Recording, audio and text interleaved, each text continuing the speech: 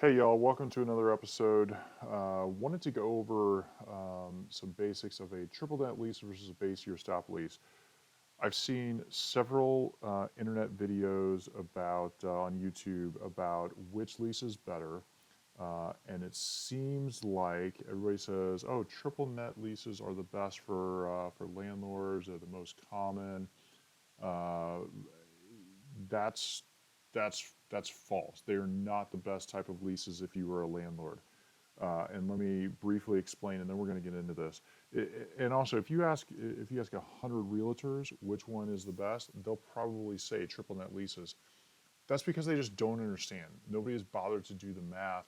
Nobody's bothered to think this through. So, what I'm here to tell you is that if we go through the math and we actually study this, triple net leases are not the best lease for a landlord. Base year stop leases are by far the best. And we're going to get into this right now. So let me first look at a couple of leases and then let's go through the math. So here we go. All right, so here is our triple net lease. Now I've blacked out quite a bit of stuff in this just so that y'all can't identify the building and all that, but here's the basics of a triple net lease. You're going to pay base rent plus your operating expenses. So right here in the first couple of pages in the abstract, we've got base rent. It says during the term, tenants will pay the following amounts as base rent. Now notice that base rent is capitalized. That means it's a defined term. Then we got this little table here about what base rent is, how much you're going to pay per month. So you're going to pay base rent plus your operating expenses or your pro rata share of the operating expenses. So further down in the lease, we get into the meat of the lease and where it talks about rent. Here's the section on base rent, and it says make sure that you pay your rent. If not, you're going to be in default. But then on this page, it says here's your operating expenses. Here's all of the operating expenses for the building, and you, Mr. Tenant, you are responsible for paying your pro rata share of the operating expenses. Real estate taxes, insurance, janitorial.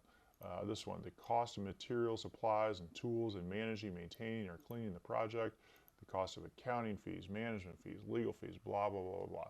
So in a triple net lease, you're paying base rent plus you're paying your pro rata share of the operating expenses.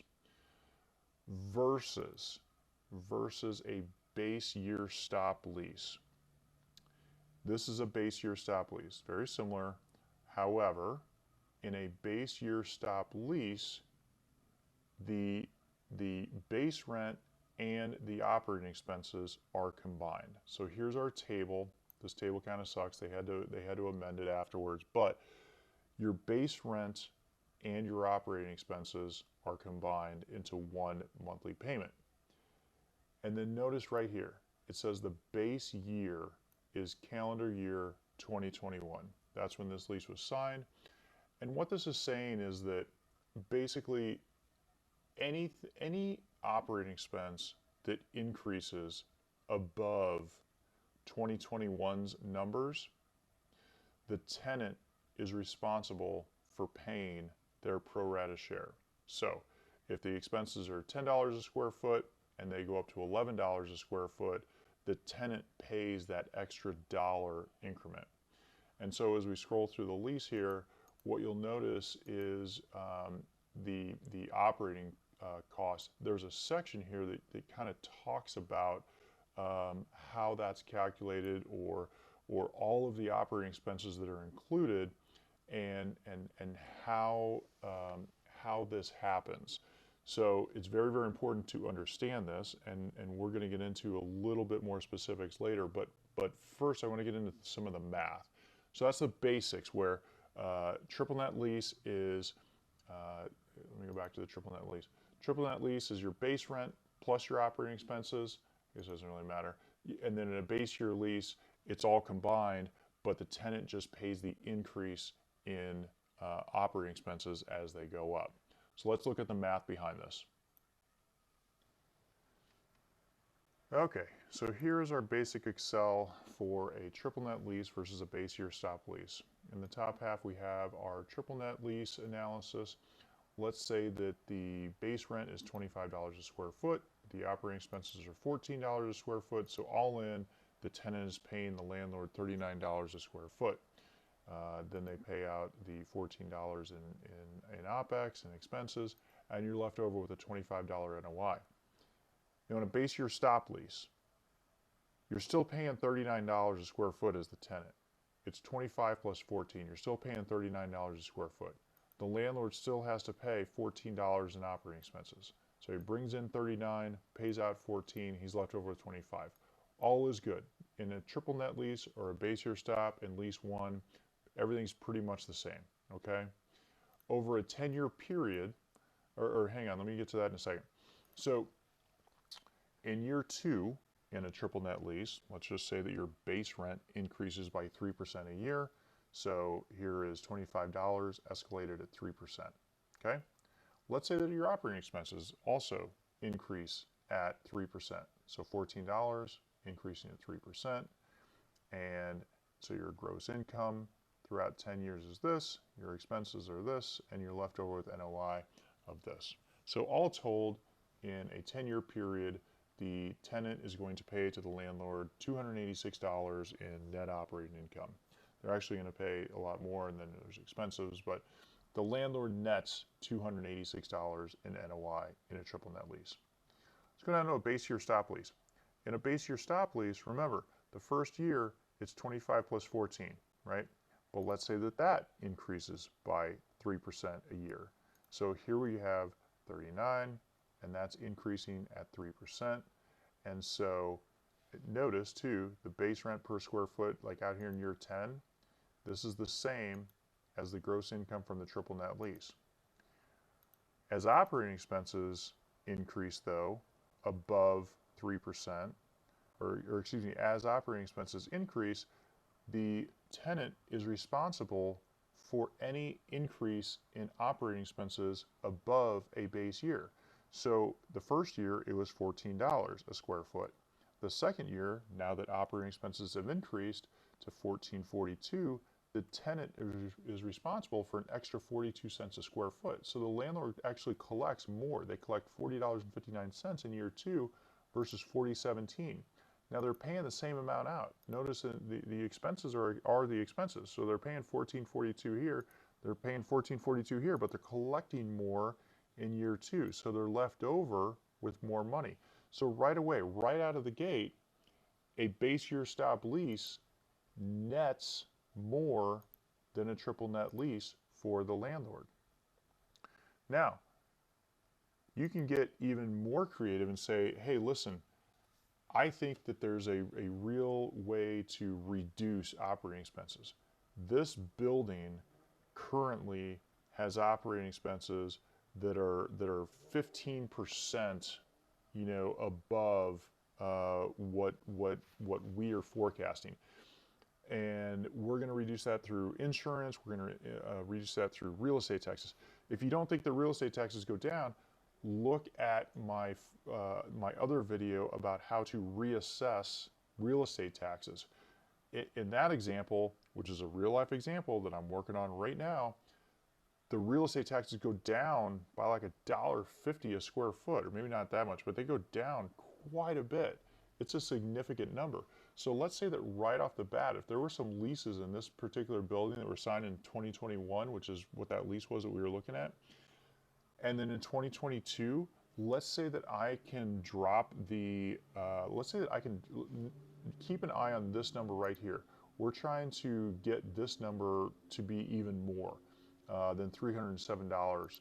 So let's say that I can reduce the operating expenses right off the bat by 10%. Look at that. It goes from 307 to 310. And then I can reduce them, or let's just say that I can kind of keep them flat for a couple of years and then increase them a little bit, and then they go at 3%. So if I do that, when this all flows through, the base year stop lease is actually a lot better than a triple net lease. Now let's take that one step further.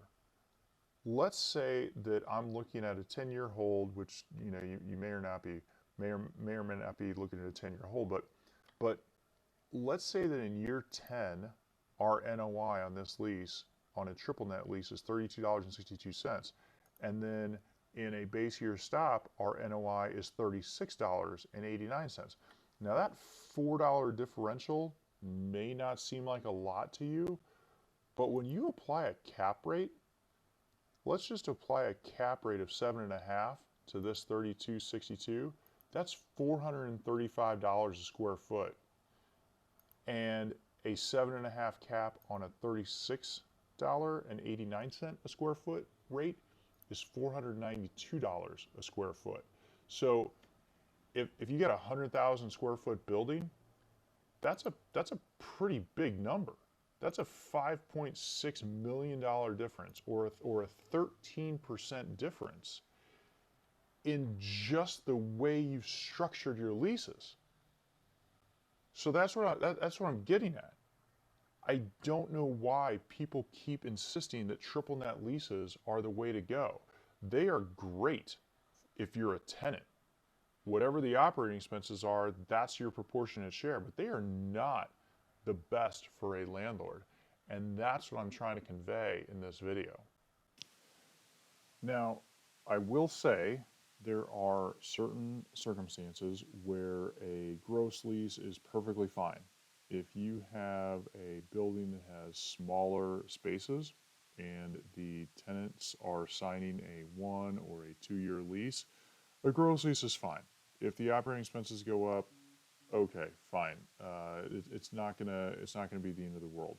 Also, those smaller type tenants, they're gonna be super hard to chase down. So after they leave, if you're trying to chase them down for their pro rata share of the increase in operating expenses, yes, I agree. It's going to be a little bit harder. So gross leases are fine in smaller spaces. I get it. But if you're trying to be a sophisticated investor, and you tell me that triple net leases are better than base year stop, you're wrong. You're wrong. The other thing too is I've heard people say that the base year stops are tougher to manage from a lease management perspective, for the property management side of things, and I would agree with that. I probably would agree with that. That's why you, as the investor, need to do a couple of things. You need to make sure that the lease document itself is crystal clear. You need to make sure that somebody who is buying that lease or somebody who is managing that lease understands exactly what the base year is. It should specifically lay out the base year is 2021 and the operating expenses for 2021 are estimated at $10 a square foot.